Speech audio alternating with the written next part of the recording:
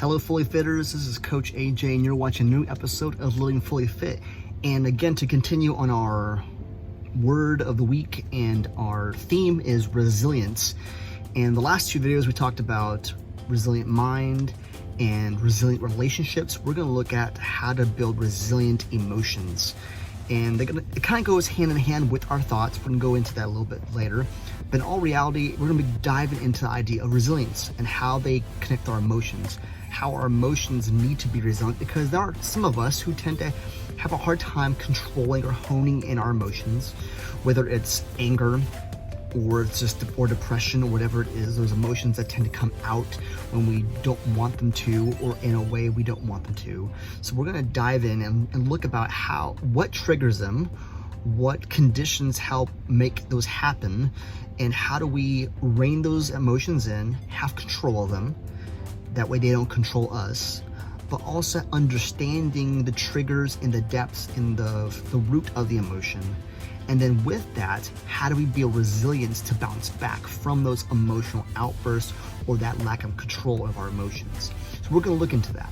We're going to look into little details. I'm going to give you guys some characteristics to develop and how to build resilience in your emotions. If you think about it, we are all emotional creatures. We all deal with emotion differently. There's not one person that deals with emotion the same. Some people have triggers that trigger anger or outbursts of anger or outbursts of sadness. Different environments trigger, different senses, different memories trigger, right? Or some of us, that go through different hormones, males and females, not just always females. Some males go through hormones as well, where things trigger an emotional outburst or emotional response that sometimes we're wondering, where did that come from? It brings me back to looking at my kid's mom when she was pregnant with them, and the trigger that they experienced whenever they were just burst out crying for no reason. You're like, what's going on? What's wrong? I don't know, right? And you're thinking of what that is, and a lot of times that's just a hormonal trigger, right? There's all kinds of different things that stem from what affects our emotions or how we express our emotions. And there's healthy ways to express them, of course. It's okay to feel sad and to feel angry, to be upset, to be happy, to be joyful, all those things, but in the right and appropriate times and moments. And how do we express that in the way it's healthy for us, right? So think about what triggers your emotion. Is it hormonal? I mean, it might be. Or is it something that you haven't dealt with in your past? Or is it something that's been conditioned in you? Sometimes anger issues are conditioned based on how we perceive how people express anger to us. I know a lot of kids tend to lash out their anger based on how they see their parents lash out their anger on them, and so on and so forth. A lot of times it's conditioned. It's how we're raised and how we see the world is based off how we express a lot of times. But whether it's our past or or the chemicals in our brain, or whatever it is, whether it's a circumstance that's happening now or happened in the past, either way, something triggers an emotion. And emotions are good. Emotions are action. That's why I want to make it very clear that no one controls your emotions except you. You do. And there is a level of control that you do have, and sometimes there's certain levels that make us have less control. We feel like less in control. And I'm going to give you guys some characteristics to develop that will take time in developing them, and they grow. That way you can develop a better way of handling and bouncing back from emotions and from emotional experiences, right? We want to express emotions, but in a healthy way. We want to express emotions in a productive and constructive way. We want to develop and express emotions that help produce good fruit and don't cut people out or push people away, those kind of things, but also express emotions in appropriate times. I don't think it'd be appropriate to laugh at a funeral unless there's a moment in that, right? It wouldn't be appropriate to be bawling your eyes out, screaming in horror at your wedding. I mean, tears of happiness, maybe, yeah, right? But you know what I'm saying. So if you look at emotions, there's appropriate times to express certain emotions. And we usually, culturally and everything, we know when those times are. We should, at least. We should have some kind of awareness to the environment we're in at the moment. And so we're going to look at how do we develop that? How do we look at, okay, what triggers it? Only you can determine for yourself what triggers the emotion. But After you identify what triggers it, then what? What can you do to bounce back from that trigger, bounce back from that emotion? To hold it in, think about it, right? So again, here's where the mind and the heart kind of coincide and they connect. You know, our mind logically thinks, okay, what am I thinking? What am I thinking that's triggering this action? That's what emotion is, an action. My mind controls my emotions, right? In the end, that's what controls the emotions. We can think, well, I'm just acting out without control. No, yes and no. Your brain is subconsciously pushing an emotion out. You have to kind of dig deeper to figure out what that is. Only you can do that. But what my job is in this video is mainly going to give you some tips and how to develop characteristics to help build resilience in emotions. So we're going to go over 7 characteristics to help develop, to build emotional resilience. First of all, emotional awareness. Number 1, the what and where and why, right? Why? Why am I feeling this? When you begin to have an emotional awareness, you start asking the what questions, the why questions. Why am I feeling this way? Why am I crying? Why am I angry? Why am I, rageful? Whatever it is. And then what? What can I do? What can I understand about this emotion? We have to start developing the why and what questions for this. Once we start getting an emotional awareness, then we can start digging deeper and start bouncing back from the emotion. If you don't know the what and the whys, how can you fix it? How can you re-engage in a different way or express in a different way or a different environment, right? So it starts with emotional awareness. Number 2, perseverance. Don't feel helpless and hopeless. Push past the emotion. Look past it. Don't just give up. This is how I act. This is how I am. That hopeless and helpless and kind of mentality. No, you're not. This isn't just how you are. This isn't who you are. You're not etched in stone. You're moldable. You're at clay. Look at yourself like clay, or like Bruce Lee would say, like water. Be like water. You can take any shape, right? Be like clay as well. Take any shape. This isn't who you are. You can persevere past it and be reshaped. So have to understand a perseverance through emotion, perseverance through circumstances, perseverance through whatever triggers that emotional response. And when you do that, then that's another good characteristic to build in your life to build emotional resilience. Perseverance is a helpful tool to build that resilience, to bounce back from emotional responses and emotional circumstances. And that's what we need to do, is build perseverance. Number 3, internal control. We need to develop a characteristic of internal control. We have control, believe it or not. We tend to say we don't. I used to hear this phrase, "You're making me angry," or "You made me sad." But no, the situation might have triggered that, but in all reality, you make yourself sad, you make yourself angry. We have control still.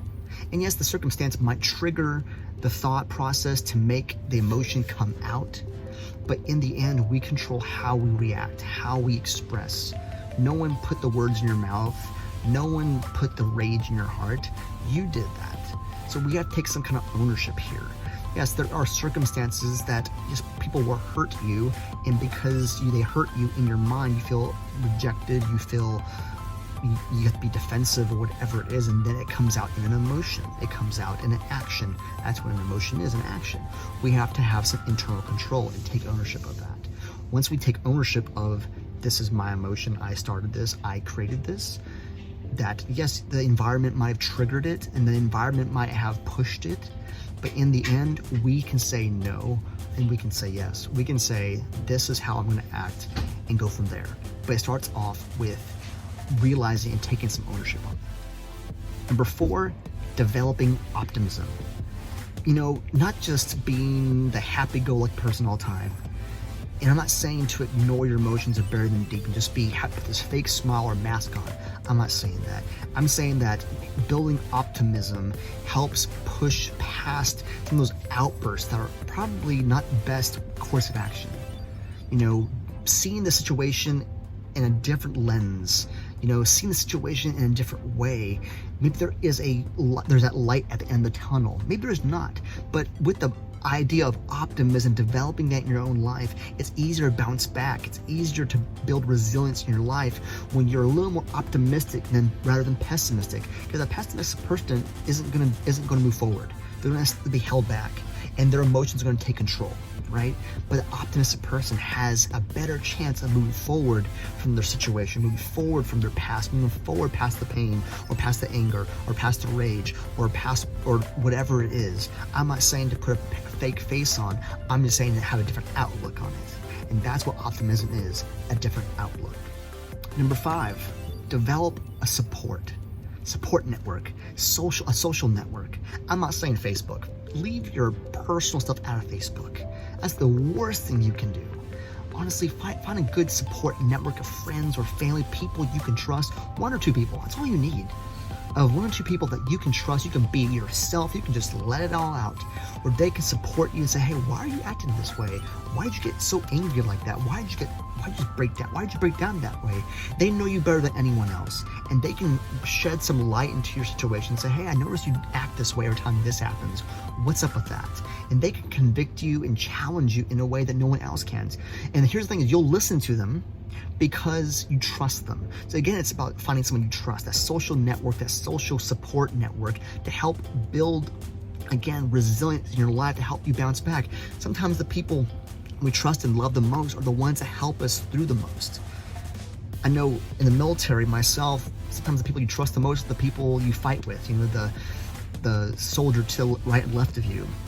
I've found such great support in the Army, especially in any other career I've ever been, because, you know, you were kind of conditioned in that way to believe that, you know, the person to right and left, they should have my back. And because of that mentality, you see that people back each other up, you know, and there's a great support in that. I think civilian sector and worldwide, there should be that same kind of continuity and kind of camaraderie. And that's what you need to find, is a good support network to help you bounce back up when life knocks you down. Number 6, develop a sense of humor. Sometimes you gotta laugh through the circumstances. And I'm not saying every circumstance is laughable. I'm not saying every time you can find a sense of humor for every situation. But I think we need to develop that sense of humor. I think we need to develop a sense of lightheartedness when something goes our way. Sometimes, you know, when someone cuts you off on the road, what will being enraged and cussing at them do? It does nothing. I just laugh at the situation and what a jerk, an idiot, you know, and just move on. You know, those kind of situations like that, you know, things like that happen all the time. People will upset you, but it's funny how people will get upset over something very minor and small, and they just blow up they turn that anthill into a mountain very quickly. And so we have to find some humor in life, right? And especially in some of our circumstances. I think once you develop a sense of humor in that aspect, then you'll be able to move past some of the smaller things that are just really small and minute in the big scheme of things. And that's my challenge. As you develop that sense of humor, small things like your kid pooping all over the house because they took the diaper off, you're gonna laugh about it instead of bawling, well, they ruined my house. You know, people break down because of that, of what little kids do sometimes. But when you develop a sense of humor, those little small instances in life aren't going to affect you as much. They're not going to initiate a huge emotional response. You're going to laugh about it like, well, all I can do is clean it and add some duct tape to the diaper, you know, whatever it is. But sometimes developing that sense of humor is going to be the key here. I know, for instance, you know, my son, when my oldest son, when he was really little, I was at work and his mom called me and told me, you won't believe what your son did. I'm like, what did he do? Well, I was changing his diaper and I opened his diaper up and shot out this rocket of poop all over the blinds. And I'm like, oh, and so I started laughing. And I said, oh, that's why he's my son. You know, here I'm thinking it's funny because I didn't have to deal with it. And, you know, later on, she was laughing about it. You know, it was a funny thing, but at the moment, she was not too happy about it. Now, granted, what's funny is she didn't break down crying. She wasn't overly upset. She was, you know, minorly upset and got over it pretty quickly. But I've heard of stories of parents that something happens with their kids like that, and they just break down. Our nice furniture is ruined. It's stuff. It's the kid's fault? No. And those things can happen. That's why, you know, I say for certain circumstances, certain situations, having a sense of humor, developing that in your life is going to do so much more benefit for you and the people around you. And that's a great thing to develop, a great characteristic to develop in building emotional resilience. And lastly, number 7, develop perspective. Perspective. Don't deny what you've done in the past, what you're doing. Develop the perspective to see your own faults or how you handle things. If someone points something, hey, you lashed out this way. No, I don't. I don't do that. I don't lash out that way. I don't think someone's going to point that out in your life and just make it up. And some people do. I mean, I get there probably are those rare instances where someone will make up or over-exaggerate how you act. But think about this. Take it in perspective. Listen to what someone's telling you or how they're sharing their view, or look at your own perspective and say, okay, how did this happen? Learn from the mistakes of your past. Learn from how you've handled emotion before. Don't deny it. Look at it, see it with a different lens, and treat it differently. Sometimes looking at things from a different perspective, a different angle, is going to help us develop ourselves, our character a little better. Because the more we deny it, the more we're going to be stuck in it. Once we observe it and accept it and say, yep, I did do that. Yep, I do that. What is wrong with me? And once you ask that question, okay, why am I doing this? Why did I keep acting this way, or outrageously shouting at people, or cussing, or just crying, or whatever it is? Then you can start digging into the root and developing that idea of, okay, how do I bounce back up from this? How do I learn to move past this? What can I do to not only just be resilient in my emotions, but to find the root of the emotion, what's causing that emotion, that trigger. And when we do that, we develop a healthier emotional lifestyle, a healthier emotional experience, and the people around us will experience that as well. So again, emotions affect how others perceive us and how we develop relationships with others. See how they all connect. The mind, the emotion, the heart, and relationships, they all kind of intersect and connect. So think about that. As you're developing these characteristics to bounce back up when life knocks it down, when emotions take control, you have the ability to take control back. I hope that these 7 steps and characteristics to develop resilience helps you or helps someone you know. Either way, I'm hoping and praying that one of these steps will help develop something in you. That way you can have a healthier expression for emotions. I'm Coach AJ, and you just watched another episode of Living Fully Fit. Thanks for watching. If you like what you watched, make sure to subscribe down below. Again, there's a whole bunch of old videos you maybe haven't seen yet, and I'll be developing new videos in the next few days here to finish off our series on resilience. Also, check me out on Facebook. I put a lot of content on there, quotes, encouraging thoughts and ideas, even recipes, all kinds of things that kind of go with the whole spectrum of what Fully Fit is. If you haven't understood what Fully Fit is, watch the first video of my entire channel here, episode 1 of Living Fully Fit, and it kind of breaks it down what the plan and purpose of Living Fully Fit is. Anyways, check me out, share, like, and subscribe. Again, the more people are aware of these videos and the channel and the Facebook page, the more we can reach out and really help people live more fully fit. I'm your coach, Coach AJ, and you've been watching another episode of